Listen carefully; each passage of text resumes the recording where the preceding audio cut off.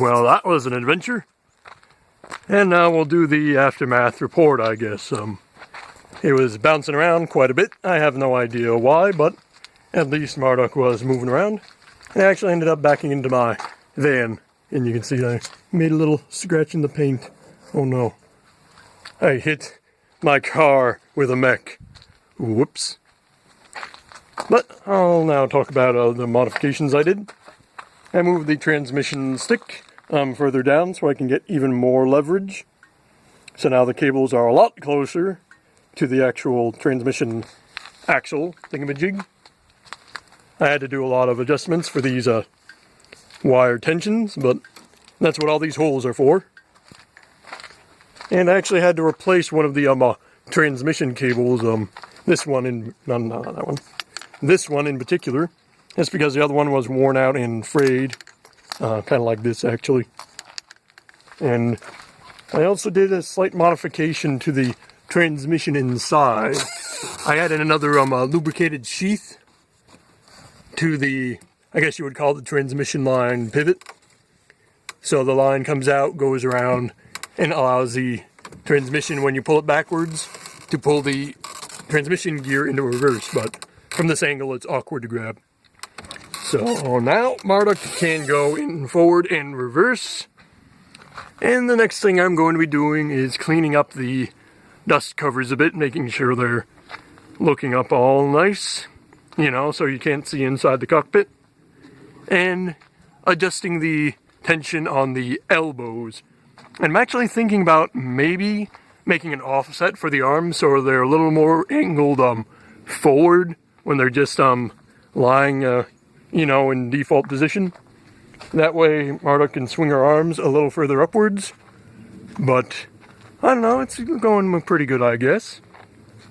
And hopefully this upcoming weekend I'm going to be filming a punch test with Judd McStud's torso, like that earlier test I did about 9 months ago, I think it was, when Marduk was not as complete and didn't have her rotating torso.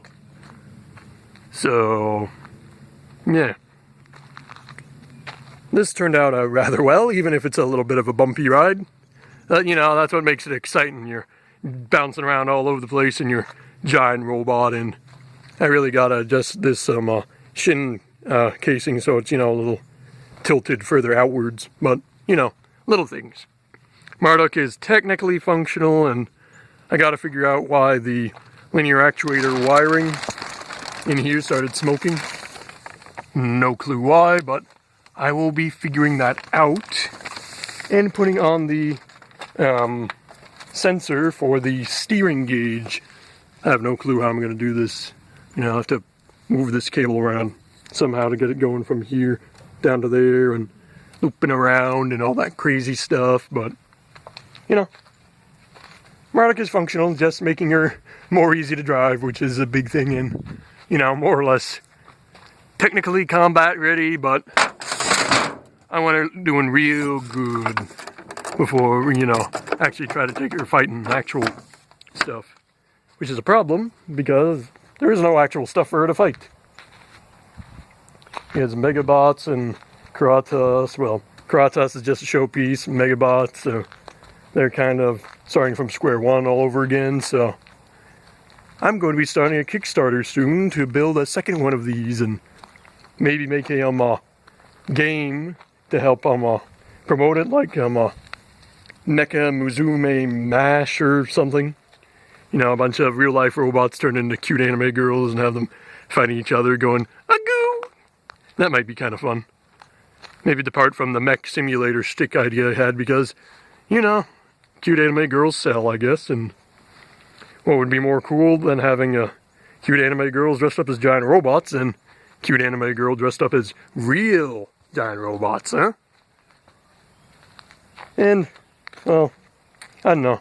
I guess that's all for today. I mean, you know, I drove the mech around a little, talked about some of the little fiddly stuff that you probably don't care about. And, yeah. So, if you do enjoy my content, be sure to like and subscribe. And I will see you next time. Bye-bye.